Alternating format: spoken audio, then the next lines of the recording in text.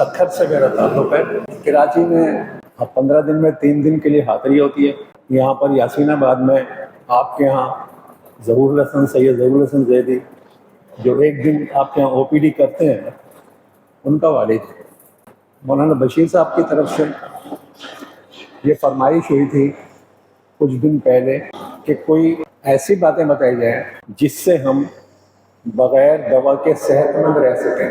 क्या हो कि बग़ैर दवा के हम सेहतमंद रह सकें। मैं समझता हूँ मौलाना की ये फरमाइश बिल्कुल बरहक है कि हम दवाइयाँ खाने से बच जाएं, हकीमों और डॉक्टरों के चक्कर लगाने से बच जाएं। एक मशहूर सी बात है, आप अपनी सेहत के आप दुश्मन हैं। क्या बात समझ में आई? आप अपनी सेहत के आप खुद दुश्मन हैं, बकाया कोई दुश्मन आपकी सेहत का नहीं है।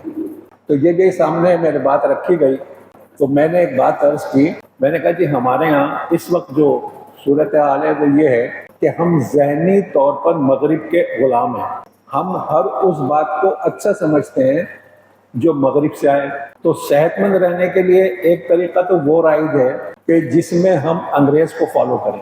दूसरा तरीका हमारा एशियाई तरीका है जो हमारे बड़े करते रहे थे, और आप सब जानते हैं कि हमारी आने वाली हर नस्ल पहले से ज़्यादा बीमार है, पहले से ज़्यादा खाती है, पहले से ज़्यादा उसको अच्छी सहूलियात हासिल हैं, और उसके बावजूद हम पहले से ज़्यादा बीमार हैं। तो ये हमारे सोचने की बात है ना कि आखिर ऐसा क्यों है।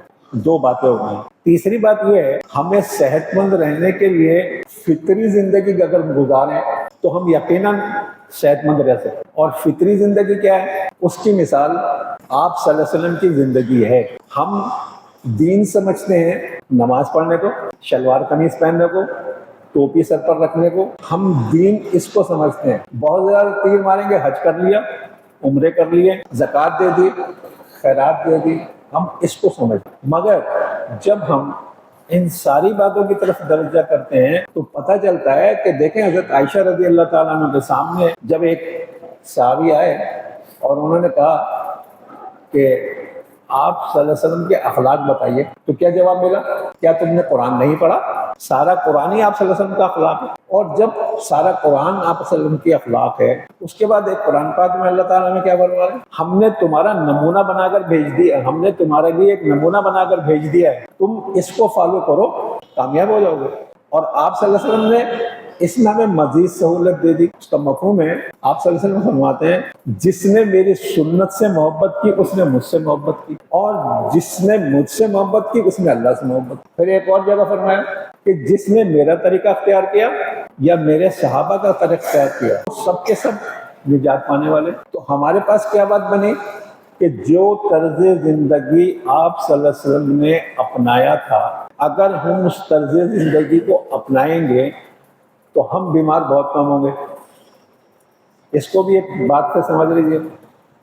किसी बादशाह ने आप सल्लल्लाहु अलैहि वसल्लम के पास एक तबीब भेजा कि मदीने में जाकर तुम लोगों का इलाज करो। वो साहब आ गए। चंद महीने के बाद आप सल्लल्लाहु अलैहि वसल्लम के पास गए और फरमाया, या रसूल अल्लाह, मैं 6 महीने से तकरीबन मदीने में हूँ, मुझसे कोई शख्स इलाज कराने नहीं आया, इसकी क्या वजह? तो आप सल्लल्लाहु अलैहि वसल्लम ने अपना दामन उठाया तो पेट पर 2 पत्थर बंधे हुए थे। 2 पत्थर किस बात की अलामत थे? कि मैंने 2 दिन से कुछ नहीं खाया। फरमाया कि भाई हमारा तो ये हाल है, जब हम इस तरह रहते हैं तो तुम्हारे पास हमें आने की जरूरत ही नहीं। बुनियादी से क्या बात बनी कि अगर हम एतदाल के साथ खाएंगे तो क्या होगा? हम बीमार कम होंगे। हम तो दिन में 7 दफ़ा खाते हैं। जब दिन में हम 7 दफ़ा खाते हैं तो हम फितरत के खिलाफ अमल कर रहे हैं। इसको बुनियादी सी तौर पर आप एक और तरीके से आप समझ लीजिए। ये देखिए, ये मेरे हाथ पर इतना बड़ा हिस्सा है ना, हर आदमी का ये हिस्सा इसी तरह होगा।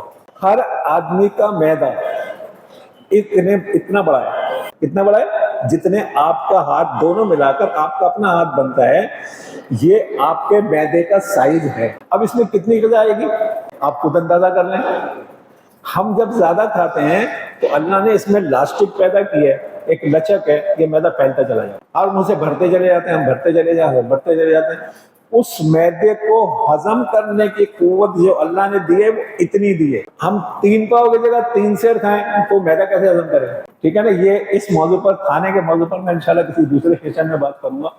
آج میرا بنیادی سا مقصد جو ہے وہ صرف یہ ہے کہ ہم یہ دیکھیں کہ آپ صلی اللہ علیہ وسلم جب صبح بستر چھوڑتے تھے تو اس وقت کیسے بستر چھوڑتے تھے. ہمارے جو کانوں میں آواز کی اذان کی آواز پڑے، اگر اٹھ جائیں تو پھر ہم ایک دم بھاگتے ہیں. مگر آپ صلی اللہ علیہ وسلم کا طرز زندگی میں وہ بھی بتاؤں گا اور اس کی سائنسی وجوہات بھی بتاؤں گا، جو آج دنیا، ہم نے آپ صلی اللہ علیہ وسلم کی کسی سنت پر ریسرچ نہیں کی، مگر دنیا اس کو سائنس کے طور پر کیسے دیکھتی ہے کہ اس طرح اٹھنے سے ہمیں کیا فائدہ ہوگا. آپ صلی اللہ علیہ وسلم کی عادت مبارکہ کیا تھی کہ جب صبح اٹھتے تھے تو اٹھنے کے بعد پہلا عمل کیا تھا؟ یہ دونوں ہاتھ کی ہتھیلیاں، یہ آنکھیں،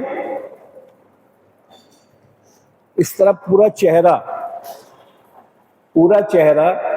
کم از کم 3 دفعہ رگڑتے تھے. سن لیں، رگڑتے تھے، پھیرتے نہیں تھے. کیا کرتے تھے؟ رگڑتے تھے. جب آپ نے 3 دفعہ اپنے چہرے کو اس طرح رگڑا، اس کے بعد کیا عمل تھا؟ آپ صلی اللہ علیہ وسلم کے سرہانے مسواک رکھی ہوتی تھی. وہ مسواک اٹھا کر آپ صلی اللہ علیہ وسلم اپنے دانتوں پر پھیرتے تھے. 2 عمل ہو گئے. اب یہاں پر میں نے عموماً بہت سارے لوگوں کو مسواک کرتے ہوئے دیکھتا ہوں، تو مجھے خیال یہ پیدا ہوا کہ کم سے کم مسواک کا سنت طریقہ ہی بتا دیا جائے. کیوں کہ ہمیں جو فائدے حاصل ہوں گے وہ اسی صورت میں ہوں گے جب ہم آپ صلی اللہ علیہ وسلم کو مکمل فالو کریں. مسواک، ایک بالش نئی مسواک جب آپ لیں تو کم سے کم 1 بالش لمبی ہونی چاہیے، 1 انگلی کے برابر موٹی ہونی چاہیے. یہ ہر آدمی کی اپنی انگلی ہے، وہ دوسرے کی انگلی پر متاثر نہیں ہوگا اس سے. ٹھیک ہے. اچھا، اب یہاں بعض جگہوں پر جو ہے نا، وہ کچھ لوگ کہتے ہیں کہ شہادت کی انگلی جتنی ہو، بعض لوگ کہتے ہیں پتلی انگلی ہو. تو میں اس میں تھوڑا سا وہ کر لیتا ہوں کہ بھائی ہمیں انگلی کے برابر مسواک کے لیے کہا گیا ہے، تو آپ کی مرضی، آپ پتلی انگلی استعمال کریں، موٹی انگلی استعمال کریں، وہ آپ کا مسئلہ ہے. زیادہ سختیاں نہیں کرنی چاہیے، لوگوں کو سہولت دینی. پھر لوگ عموماً جو مسجد میں دیکھا جاتا ہے وہ مسواک ایسے پکڑتے نہیں. مسواک پکڑنے کا عمل 3 انگلیاں اوپر، انگوٹھا اور چھوٹی انگلی نیچے. سمجھ گئے؟ آپ خود کر کے جب دیکھیے گا، جب آپ اس طرح مسواک کریں گے آپ کو ایک الگ لذت محسوس ہوگی، اپنے دانتوں پر ایک الگ دباؤ محسوس ہوگا. اور جب آپ مسواک اس طرح پکڑیں گے اور پھر اس کو کریں گے تو اس کا نتیجہ آپ کو بالکل الگ ملے گا. پھر جو ہم وضو خانے میں دیکھتے ہیں تو عموماً مسواک لیے اور دڑا نہیں یار، سنت کے ساتھ اتنی بے مروتی اچھی نہیں لگتی. مسواک لیں، اس طرح پکڑیں، بسم اللہ پڑھیں اور اوپر کے سیدھے ہاتھ کے دانتوں پر مسواک مسا، پھر نیچے کے دانتوں پر ملے، پھر الٹی طرف اوپر کے دانتوں پر، نیچے کے دانتوں پر.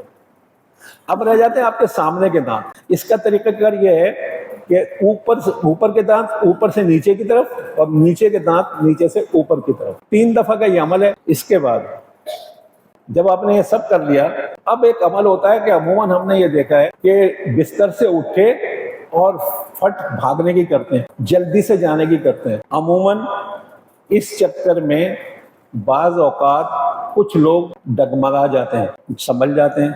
کچھ لوگ جو زیادہ بوڑھے بوڑھے ہوتے ہیں وہ گر جاتے ہیں. اس گرنے سے عموماً پورے کی ہڈی ٹوٹ جاتی. یہ ہر گھروں میں عموماً 5 7 6 گھروں میں کہیں نہ کہیں یہ کیس مل جاتا ہے. یار صبح کو اٹھ کے واش روم جا رہے تھے، ڈگمگائے اور پورے کی ہڈی گئی. پورے کی ہڈی جانے کا مقصد کیا ہے؟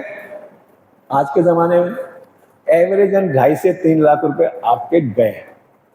معذوری الگ. مگر اگر آپ سنت پر عمل کریں گے، سنت کیا ہے کہ آپ صلی اللہ علیہ وسلم کم از کم اتنی دیر کے لیے بیٹھتے تھے جس میں 3 دفعہ قل هو اللہ شریف پڑھی جائے. ہماری طرح نہیں، سکون کے ساتھ. جب آپ اتنی دیر بیٹھ کر اٹھیں گے تو اب آپ کے رڑکڑانے کا انداز ختم ہو گیا. اب آپ آرام سے اٹھیں گے، لڑکھڑائیں گے نہیں. اس کے بعد آپ کیا کرتے ہیں؟ سب سے پہلے لوگ جاتے ہیں واش روم.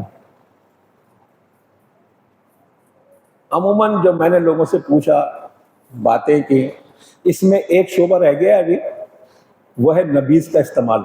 وہ میں کھانے والے سیشن میں کروں گا کہ اس دوران میں نبیذ کب استعمال کی جائے گی. اس کے بعد کیا ہوتا ہے کہ ہم واش روم جاتے ہیں. عموماً لوگ کیا کرتے ہیں، گئے اور فارغ ہو گئے اور پھر ہاتھ دھو رہے ہیں. نہیں یار، تھوڑا سا توجہ سے اگر ہم سنتوں کو پڑھ لیں اور اس پر عمل کریں تو اکثر کتابوں میں آپ دیکھیں گے کہ آپ صلی اللہ علیہ وسلم واش روم میں جانے کے بعد پہلے اپنے دونوں ہاتھ پونچھوں تک دھوتے تھے، اس کے بعد فارغ ہوتے تھے. بظاہر ایک چھوٹا سا عمل ہے، مگر کریں گے تو سنت کا ثواب ضرور ملے گا. اس کے بعد آپ واش روم سے فارغ ہو جائیں، استنجا کر لیں. استنجا کرنے کے لیے جب آپ واش روم جائیں تو خصوصاً دعا بھی پڑھیں. بظاہر یہ عمل ہم جلد بازی میں بھول جاتے ہیں، مگر آپ یہ اگر عمل کریں گے تو اس عمل کے کرنے سے آپ کم سے کم شیاطین کے حملے سے محفوظ رہیں گے. یہ کم سے کم درجے کی بات آپ کو بتا رہا ہوں. اور جو لوگ عملیات کرتے ہیں ان کے پاس ایسے تجربات کے لوگ بتاتے ہیں کہ جب وہ واش روم میں گئے اور انہوں نے دعا نہیں پڑھی تو بعض اوقات کیا حادثہ پیش آتا ہے. ہمارے پاس ایک صاحب آئے، انہوں نے کہا ان کے اوپر اکثر جو ہے نا دشمن حملہ کرتے رہتے تھے. کہنے لگے یار میں گیا اور میں نے دعا بھی پڑھی، مگر جب میں باہر نکل کر واپس آیا ہوں تو چارپائی پہ گرا ہوں اور 3 یا 4 دن تک میں بستر پر پڑا رہا ہوں. اتنا شدید حملہ تھا شیاطین. یار ایک دعا پڑھ لیں، واپسی میں باہر نکلے پھر دعا پڑھ لیں. تو آج ہم اس کو یہاں پر مختصر کر دیتا ہوں. اس کے بعد اب میں آپ کو باتیں بتاتا ہوں وہ کہ آج ہمیں سائنس اس سلسلے میں کیا بتاتی ہیں. دیکھیے ہمارے پاس پہلا عمل کیا تھا کہ ہم نے اپنے چہرے کو رگڑا ہے، مسواک کیے. ان دونوں عمل میں آپ کو کیا ملا آج کے سائنس کے زمانے میں؟ جب آپ نے مسواک کی اور اپنے چہرے کو رگڑا تو آپ کے پاس کیا چیز آئی کہ آپ کے رگڑنے سے آپ کے یہ تمام مسلز جو ہے ان میں دوران خون بڑھ گئے، آپ چاق و چوبند ہو گئے، آپ کے حواس بحال ہو گئے. جب آپ نے مسواک کی تو مسواک کرنے سے آپ کے منہ کے اندر جو انزائم کا ذخیرہ ساری رات میں جمع ہوا تھا، وہ مسواک کرنے سے خون بھی آپ کے جسم کا متحرک ہوا، اعصاب بھی آپ کے فعال ہوئے، اور وہ انزائم جو ہے وہ آپ کے لعاب دہن کے ساتھ مل کر آپ کے جسم میں ہاضمے کے عمل کو بہتر کرنے کے لیے ایک بہترین چیز بن گئی.